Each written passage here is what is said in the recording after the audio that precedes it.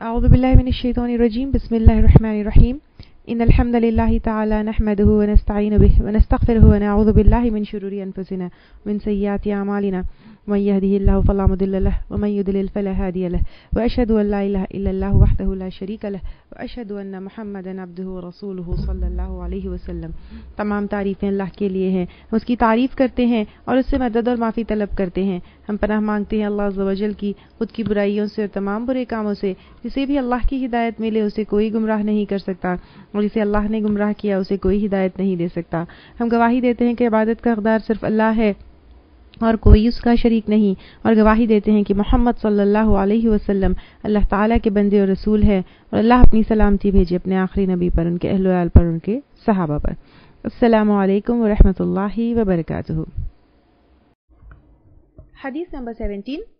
عن ابی یعلا شداد بن اوس رضی اللہ عنہ عن رسول اللہ صلی اللہ علیہ وسلم قال ان اللہ كتب الإحسان على كل شيء فإذا قتلتم فأحسنوا القتلة وإذا ذبحتم فأحسنوا الذبحة وليحد أحدكم شفرته وليرح ذبيحته. رواه مسلم.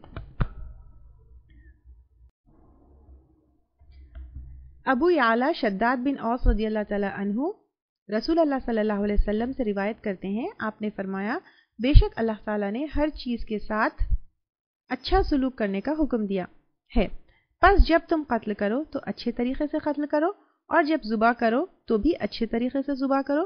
تمہیں چاہیے کہ اپنی چھری کو اچھی طرح سے تیز کر لو اور ذبیحہ کو راحت پہنچاؤ. ٹھیک ہے.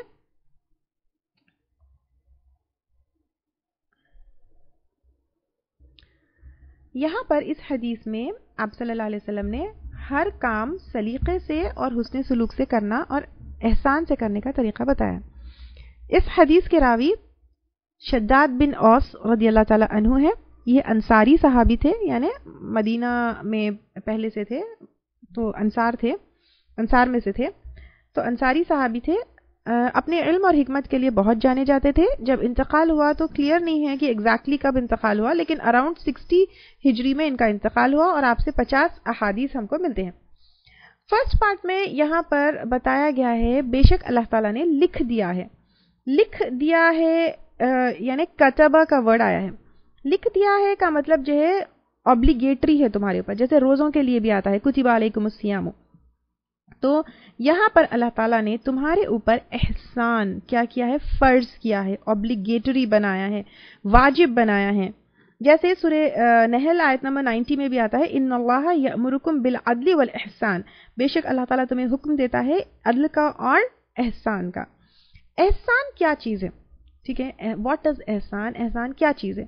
احسان جو ہے اپنے حق سے کم لینا اور جو حقدار ہے اس کا حق زیادہ ادا کرنا. یہ ہے احسانہ سے ہے کوئی کام اچھا کرنا، اچھے طریقے سے کام کرنا. اب اچھا کام کیا ہے وہ ہم خود جو ہے ڈیفائن یا ڈیسائیڈ نہیں کر سکتے، وہ قرآن اور سنت کے روشنی میں ہونا چاہیے. ہم کئی دفعہ پہلے لے چکے ہیں. لیکن احسان میں حسن سے بیوٹیفلی کرنا، پرفیکشن سے کرنا، عمدہ طریقے سے کرنا. اور احسان ویسے بھی جیسے ہم سنتے ہیں کہ ارے تمہارا بہت احسان ہے، یعنی تم کو جتنا کرنا تھا اس سے بھی زیادہ تم نے میرے لیے کیا. رائٹ. احسان میں دو چیزیں ہیں، ایک عبادات میں احسان، ایک معاملات میں احسان. اور عبادات میں جو احسان ہے وہ ہم حدیث جبرائیل میں کافی ڈیٹیل میں لیے تھے کہ عبادات میں احسان کیسے ہوگا. یہاں پر معاملات میں احسان کیا ہے وہ جو ہے. اور قرآن میں سورہ رحمان آیت نمبر 60 میں جو ہے بتایا جاتا ہے حل جزاء الاحسان الا الاحسان. احسان کا بدلہ احسان ہے، یعنی اگر ہم احسان کا رویہ رکھیں گے تو اللہ تعالیٰ ہمارے ساتھ احسان کے ساتھ معاملہ کریں گے. تو یہاں پر پہلے کیا بتایا جا رہا ہے؟ ان اللہ کتب الاحسان علی کل شیء، بے شک اللہ تعالیٰ نے تمہارے اوپر احسان کو لکھ دیا ہے، فرض کر دیا ہے، اوبلیگیٹری بنا دیا ہے ہر معاملے میں، یعنی ایوری معاملہ، اور عبادات میں بھی اور معاملات میں بھی. تو عبادات میں کیا ہے؟ حدیث جبرائیل میں ہم لیے تھے، اور باقی سارے معاملات سب کے ساتھ، اور وہ سب سے پہلے اس پہ ماں باپ آتے ہیں، پھر پڑوسی ہم پچھلی حدیث میں لے چکے ہیں، پھر معاشرے میں سب کے ساتھ، مسلمان ہو، کافر ہو، دوست ہو، احباب ہو، ایون جانور، سب کے ساتھ احسان کرنا ہے. یعنی سب کے ساتھ جتنا حق ہے اس سے زیادہ اس کا حق ادا کرنا ہے، اور پھر ہر معاملہ پرفیکشن کے ساتھ کرنا ہے، بیوٹیفلی کرنا ہے، اپنا حق کم لیتے ہوئے سامنے والے کا حق زیادہ جو ہے ادا کرنا ہے ہر معاملے میں. اور یہاں پہ جو ہے ہر معاملے میں. اس کے بعد نیکسٹ بتایا گیا ہے جب تم قتل کرو تو اچھے سے کرو. اب قتل انڈر شرعی لاز ہم ایک حدیث میں لے چکے، ٹھیک ہے. اسی کورس میں کی 3 کنڈیشنز ہے کب جو ہے انسان کی جان لی جا سکتی ہے. یعنی جب قتل کی سزا دی جا رہی ہے، کرمنل کو آسان طریقہ اختیار کرو کہ اسے زیادہ تکلیف نہ ہو. اور یہاں تک کہ میدان جنگ میں مسلمان جب کافر کے ساتھ معاملہ کرتا ہے تو آپ صلی اللہ علیہ وسلم نے کہا ایون میدان جنگ میں کہ بوڑھوں کو قتل مت کرو، بچوں کو مت کرو، عورتوں کو نہ مارنا.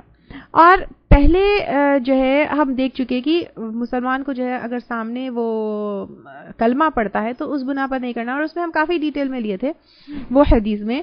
تو اور پہلے ایسا ہوتا تھا کہ دور جاہلیت میں بہت بری طریقے سے جو ہے مارا جاتا تھا دشمن کو، اور کبھی آنکھ کاٹ دیے، ناک کاٹ دیے، جسم کے اعضاء کاٹ دیے، لیکن ان کے ساتھ بھی برا سلوک کرنے کا حکم نہیں ہے. ایون دشمنوں کے ساتھ بھی برا سلوک کرنے کا جو ہے حکم نہیں ہے.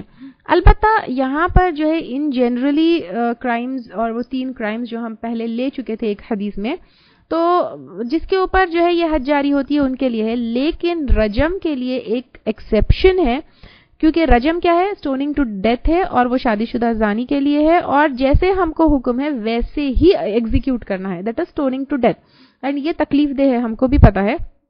یہ ایکسیپشن ہے کیونکہ جس جسم نے اس گناہ کو، یعنی شادی شدہ ہونے کے باوجود زنا جیسے گناہ میں انوالو ہوئے اور اس کو انجوائے کیے ہیں، تو پھر سارے جسم کو جو ہے اس کی سزا ملنی ہے. تو اس لیے اللہ تعالیٰ نے اس کے لیے رجم کی سزا رکھی ہے. لیکن یاد رکھیے رجم سے مرنے والے کے لیے بھی نماز جنازہ پڑھائی جائے گی، اور اس کے مغفرت کے لیے بھی دعا ہوگی کیونکہ وہ اسلام میں تھا. البتہ نماز جنازہ اور مغفرت کی دعا جو ہے مرتد کے لیے نہیں ہوگی بلکہ اس کے لیے ہوگی. اور پھر لاسٹ میں اس حدیث میں آپ صلی اللہ علیہ وسلم نے بتایا ہے کہ جب ذبح کرو تو اچھے طریقے سے ذبح کرو. تمہیں چاہیے کہ اپنی چھری کو خوب تیز کر لو اور ذبیحہ کو راحت پہنچاؤ. یعنی ذبح جب ہم کرتے ہیں جانور کو تو یہاں پر آپ صلی اللہ علیہ وسلم نے بتایا ہے کہ اسے بھی پرفیکشن سے کرنا ہے، سلیقے سے کرنا ہے، عمدہ طریقے سے کرنا ہے تاکہ جانور کو تکلیف نہ ہو. اور ذبح کرنے کا طریقہ کیا ہے؟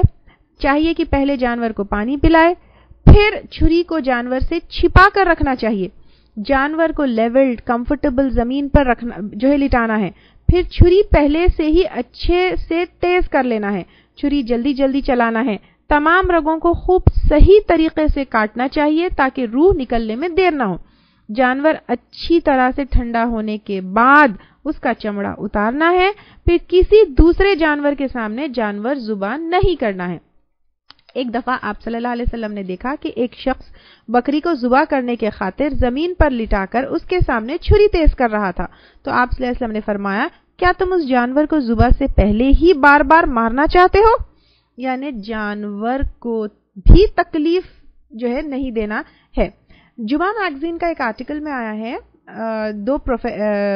ایک پروفیسر نے جو ہے 2 پروفیسرز نے ایک ایکسپیریمنٹ کنڈکٹ کیے کمپیئر کرنے کے لیے کہ اسلامک سلوٹرنگ سے دوسری سلوٹرنگ اینڈ اسپیشلی سٹننگ جو ہوتی ہے اس میں جانور کو کتنی تکلیف ہوتی ہے. اس کو جو ہے ایک ایکسپیریمنٹ کے تھرو کیا اسٹڈی کیا.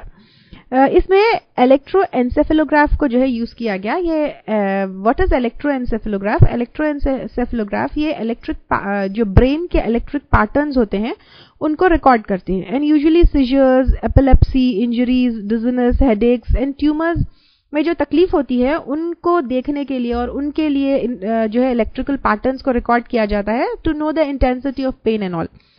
تو اب یہ جو ذبح کرنے کے بعد جو ہے یہ پیٹرنز کو دیکھا گیا تو فرسٹ 3 سیکنڈز میں یہ EEG الیکٹرو انسیفلوگراف کے جو پیٹرنز ہیں ان پر کوئی چینج نہیں آیا. مطلب کہ ذبح کرنے کے فوری بعد جانور کو کوئی پین محسوس ہی نہیں ہوتا, جو ذبح کرنے کا اسلامک سلاٹرنگ کا طریقہ ہے. نیکسٹ 3 سیکنڈز میں ڈیپ سلیپ اینڈ انکانشیسنس کے پیٹرنز جو ہے ملے, کیونکہ بہت زیادہ خون ایک ساتھ بہنے کی وجہ سے وہ جانور کیا ہوتا ہے, انکانشیسنس کے سٹیٹ میں چلا جاتا ہے. تو ٹوٹل 6 سیکنڈز میں بھی کوئی پین کے جو ہے پیٹرنز نہیں ملے. اس کے بعد برین کیا ہوتا ہے, 0 لیول پر چلا جاتا ہے and it feels no pain, لیکن ہارٹ جو ہے اسٹل بیٹ ہوتا ہے, it will be still pounding, جس سے خون جو ہے جسم کے باہر آ جاتا ہے. اینڈ گوشت سے کیونکہ خون نکل جاتا ہے تو it is fit for eating, clean from germs and fit to eat. جبکہ جو سٹننگ ہے, سٹننگ جو ہے الیکٹریکل سٹننگ بھی ہوتی ہے, گیس سے بھی ہوتی ہے, یا پہلے جو ہے لٹکا کر ہوتی ہے, یعنی گوشت کاٹنے سے پہلے جو ہے جانور کو انکانشیس کر دیا جاتا ہے. اس میں جانور کیا ہوتا ہے, امیڈیٹلی بے ہوش ہو جاتا ہے. لیکن EEG پیٹرن نے سیویئر پین شو کیا ہے. اس طریقے سے جانور انکانشیس تو ہو جاتا ہے لیکن سیویئر پین کے لیولز بتائے گئے, اینڈ ہارٹ بیٹ بہت جلدی اس میں سٹاپ ہو جاتی ہے, جس سے گوشت یا میٹ میں بلڈ رہ جاتا ہے and it doesn't get free from germs. یہ سٹننگ کا میتھڈ جو انٹروڈیوس ہوا وہ جانوروں پر رحم کے جذبے سے کہ ان کو تکلیف نہ ہو اس کی وجہ سے جو ہے انٹروڈیوس کیا گیا. لیکن ان فیکٹ اس ایکسپیریمنٹ سے یہ پتا چلتا ہے کہ it is more painful to animals. تو اللہ تعالیٰ نے جو ہمیں جو بھی سکھایا ہے طریقہ وہ بیسٹ ہے. انسان کا دماغ جو ہے بہت سوچتا ہے کہ یہ صحیح نہیں ہے, دس is right, this is wrong, لیکن اللہ تعالیٰ نے جو ہم کو سکھایا ہے وہ میتھڈ بیسٹ ہے اور اللہ تعالیٰ کی حکمت جو ہے وہ بیسٹ ہے. اور کیا آپ نے یہ سوچا کہ اس حدیث میں آپ صلی اللہ علیہ وسلم نے سب سے پہلے تو کیا کہا ہے کہ احسان کرو, احسان اوبلیگیٹری ہے, اینڈ احسان کے ساتھ آپ صلی اللہ علیہ وسلم نے 2 چیزیں بتائی اور 2 جو ہے سچویشنز بتائے کہ اس میں بھی احسان کرنا ہے. اب یہی 2 چیزیں کیوں آپ صلی اللہ علیہ وسلم نے بتائے, ایک قتل کرنا اور ایک جو ہے ذبح کرنا. احسان کے ساتھ جو ہے آپ صلی اللہ علیہ وسلم ماں باپ کے بارے میں بتا سکتے تھے, یا پڑوسیوں کے بارے میں بتا سکتے تھے, یا پھر کوئی اور چیز بھی بتا سکتے تھے, لیکن خاص طور سے قتل اور ذبح ہی کیوں بتائے؟ کیا سوچا آپ نے؟ سوچ کے دیکھیے, 1 سیکنڈ سوچئے کہ کیوں جو ہے آپ صلی اللہ علیہ وسلم نے جو ہے یہ 2 چیزیں ہی بتائیں.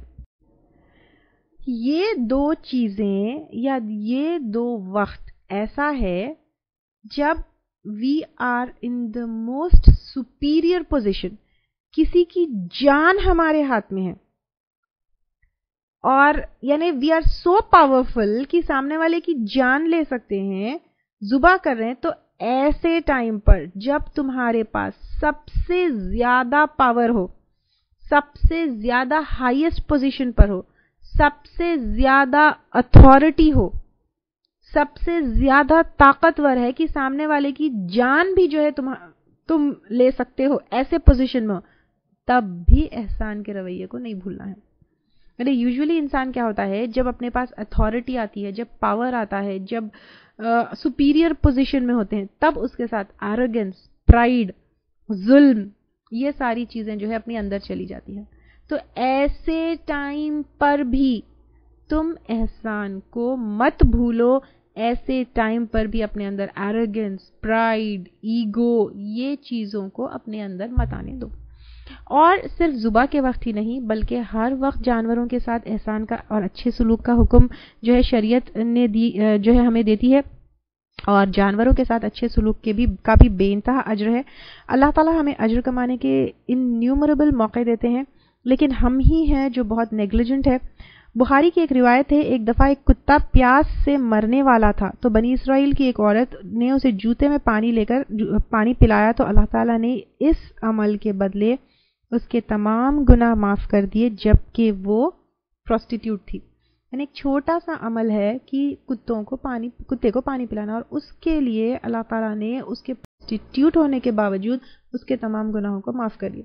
तो जानवरों के साथ हमें कैसा सलूक करना है, आप देखिए कि उनका भी ख्याल रखना है, ना कि सिर्फ यानी दीन हमारा बहुत कंप्लीट एंड परफेक्शन के लेवल पर है, तो ना कि सिर्फ पड़ोसियों रिश्तेदारों वगैरह बल्कि जानवरों के साथ भी जो है हमें एहसान करना है और उनका भी ख्याल रखना है। बुखारी की एक और है, ये तो होगी ख्याल रखना, ठीक है, लेकिन बुखारी की एक और जो है हदीस है, एक दफ़ा एक औरत ने एक बिल्ली को बांध दिया, न खाने के लिए दिया न पानी के लिए दिया, और इस अमल के बदले अल्लाह ताला ने उसे जहन्नुम में दाखिल किया। अब आप देखिए, सिर्फ नेक होना, नमाज पढ़ लेना, रोज़ा रख लेना, तहज्जुद पढ़ लेना, ये नहीं है। हम अल्हम्दुलिल्लाह इस पर तो कॉन्सेंट्रेट कर लेते हैं, लेकिन पड़ोसियों के साथ नहीं अच्छे थे तो उसके लिए भी जहन्नम। यहाँ पे जानवरों के साथ अच्छे नहीं है, सिर्फ बांध दिया जानवर को और उसके बाद जो उसको खाने पीने नहीं दिया, उसका ख्याल नहीं किया, तो फिर उसके लिए अल्लाह ताला ने उसको जहन्नुम लिख दिया।